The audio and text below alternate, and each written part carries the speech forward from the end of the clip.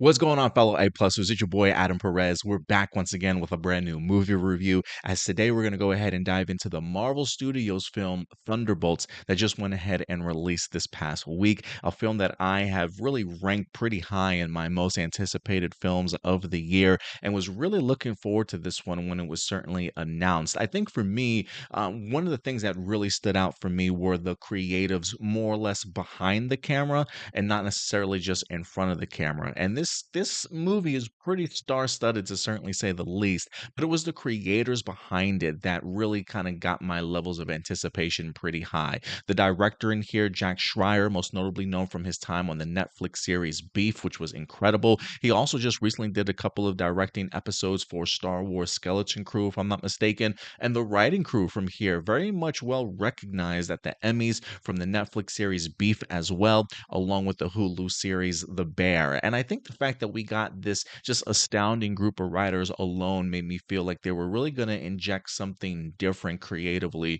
for Marvel Studios that we hadn't necessarily seen before. You know, writers that really know how to dive into a storyline, really character driven, and get into the emotional aspects of certainly what drives these characters. And if that's their focus, that's exactly what we wind up getting here in Thunderbolts, which was fantastic. And really the idea of utilizing secondary characters that we've kind of seen established in other projects, finally getting the opportunity to shine on the big screen and be in certainly a film of their own.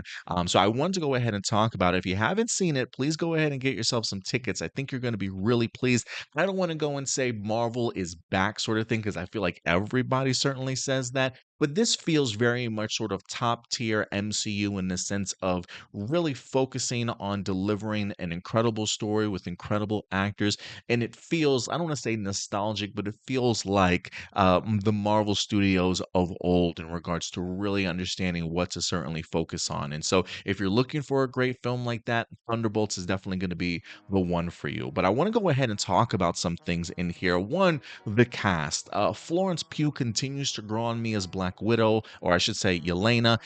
She definitely is stepping into that role as the main MCU's Black Widow at this point, from the Black Widow movie to Hawkeye to now Thunderbolts. I think they've done an incredible job of really fleshing out her character. And Thunderbolts, I think, would not just for Yelena, but I think for everybody, it really focuses on the idea of their own personal mental struggles and some of the situations they found themselves in the past, and really giving them new creative arcs, filling in some of the blanks for us in regards to what motivates them, what is currently pushing them here, and really kind of sets them off on sort of a brand new path kind of going forward. And I think when you've got so many other MCU projects out there, sometimes some things can feel like homework.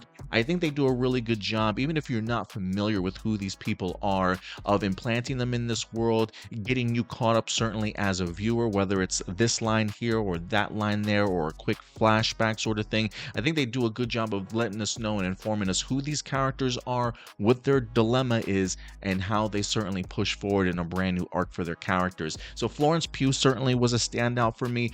Wyatt Russell as U.S. Agent John Walker really stood out to me, especially his own sort of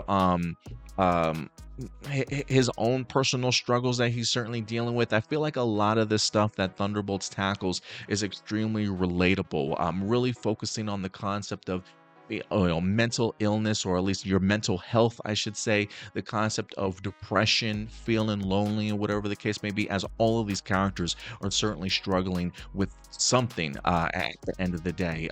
David Harbour is certainly back as the Red Guardian, and of course you can't forget Sebastian Stan himself as Bucky Barnes, another character who I think for me, Bucky was also another standout in the sense of, if you've watched any of the other Marvel projects like Falcon and the Winter Soldier, you've seen some of the feelings and the emotions that he's harbored within himself that has been really a hard struggle for him to have to navigate and kind of overcome, making amendments to people, you know, having those resentments for the past that he's done. And even something like Falcon and the Winter Soldier also dived into the idea of the importance of therapy, the importance of mental health, and you can see the idea of Bucky Barnes having gone through that and sort of being the, I don't want to say the guiding light, but understanding what all of these characters have certainly gone through, in the sense of being able to uplift them or at least bring them together and allow them to kind of count on each other to kind of overcome these things. I will say too, also Lewis Pullman that plays the Sentry, aka the Void, aka Bob in here. What's fascinating to me about Lewis Pullman is he wasn't even the first choice to play this character. I cannot remember his name off the top of my head, and I'm gonna kick myself in the ass for it. But the gentleman that played Glenn in The Walking Dead, he also does the voice work for Invincible in the animated Amazon Prime series. I'm drawing a blank on his name right now. He was originally cast to play Bob, aka the Sentry in here, and due to conflict of scheduling, Lewis Pullman wind up actually coming in to play this role. And to be honest with you, I cannot see anybody else having played this role besides Lewis Pullman. I think he does a great job of giving us really like three different kind of personalities in here, and being able to kind of play that character that you know is clearly struggling with mental health issues, feels alone, feels awkward kind of in his own skin, clearly has gone through like his own addictions and struggles, and you get, having dealt with a really terrible past, to kind of see the type of personality that he exudes in here. You can really feel for his character. And I think anybody that's dealt with depression or a really checkered past, whether that be, child abuse as a kid or being brought up in like a really terrible household sort of thing, you can kind of relate to not just Bob, but I think a lot of these characters in here. And they just really work together extremely well as a cast. I think this movie does an incredible job too of really pushing the story forward for the MCU. There are in fact two credit scenes in here. You've got a mid-credit scene with definitely a lot of humor, and then you've got a second post-credit scene after all the credits that is really impactful in the sense of interconnectedness with the overall MCU in regards to pushing the story forward. I think Thunderbolts does a great job of being its own original story, taking some incredible characters, giving them purpose, giving them their own struggle, and forming them certainly as a team in a really great and sort of fluid, natural sort of way. One of the biggest questions I had in here was, with somebody as powerful as the Sentry, aka the Void, how is this team going to go ahead and defeat them based off of just their own power set? And I think they answered that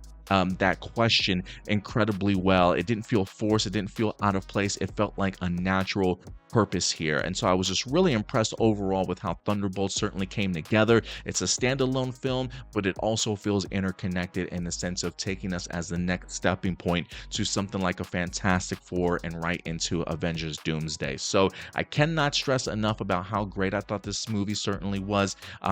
Visual effects were pretty good in here. Editing and directing I thought was great, especially towards the final act in here when you get to see some of our characters having to navigate their own sort of mental fight, if you will. I thought all of that stuff really came together well. Florence, Pugh, a lot of these characters really shine in regards to their performances, their acting, and just the chemistry certainly on screen. I want to almost watch this movie again for like the soundtrack. I thought some of the themes kind of worked out for me, but I felt a little underwhelmed at times. But I'm gonna have to go back and give this movie a second go to see how much I appreciate the soundtrack or not. But really enjoyable movie.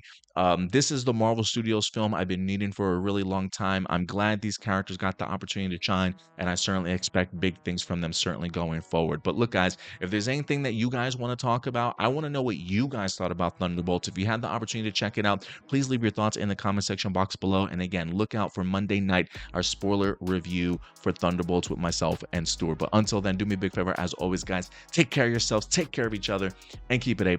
I'll talk to you guys later. Bye.